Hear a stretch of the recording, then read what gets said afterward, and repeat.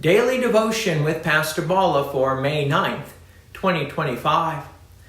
The Limits of Human Wisdom from Ecclesiastes chapter 1, verses 16 through 18.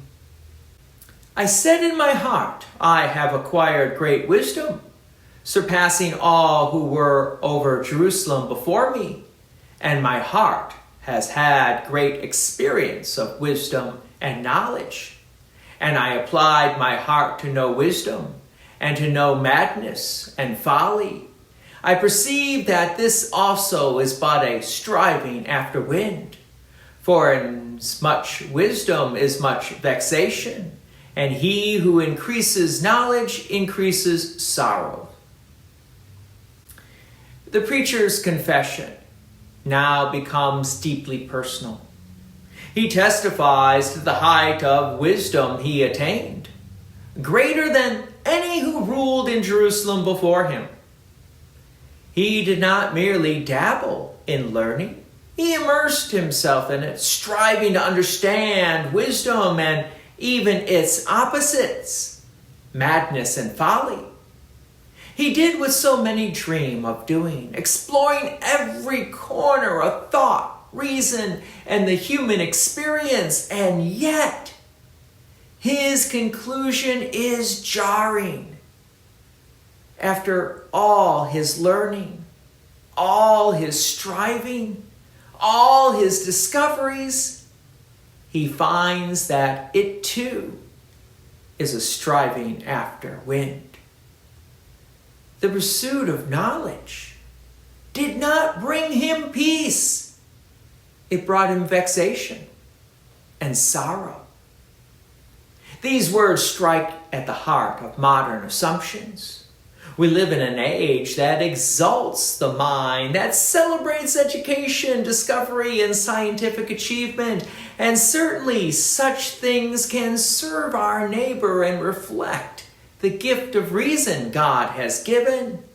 Yet the preacher reminds us that wisdom, when pursued apart from divine revelation, ultimately exposes the depth of our need and the futility of trying to fix ourselves or the world through intellect alone.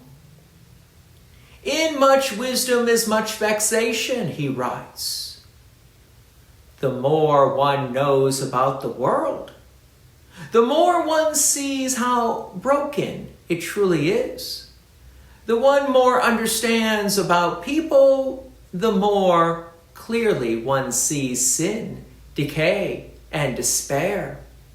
The pursuit of wisdom without faith in the Creator can lead only to frustration.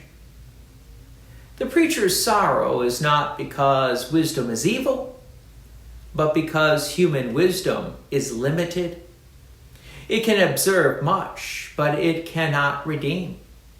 It can diagnose the problem, but it cannot provide the cure. It can accumulate facts, but it cannot reveal God's grace. Here then, we see the true need for divine revelation. God has not left us to strive endlessly after wind. In his mercy, he has spoken, first through the prophets and then ultimately through his Son. But to those who are called, Christ, the power of God and the wisdom of God. In Christ, we find wisdom not of this world, but from above.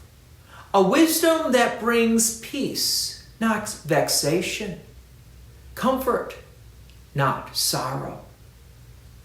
The preacher's frustration is meant to lead us to a greater wisdom, one that is received, not achieved. The fear of the Lord is the beginning of wisdom, and in that fear, trusting in Christ alone, our sorrow is turned to joy. God's peace and many blessings be with you, and thank you for listening. And please take an opportunity to share this message with others.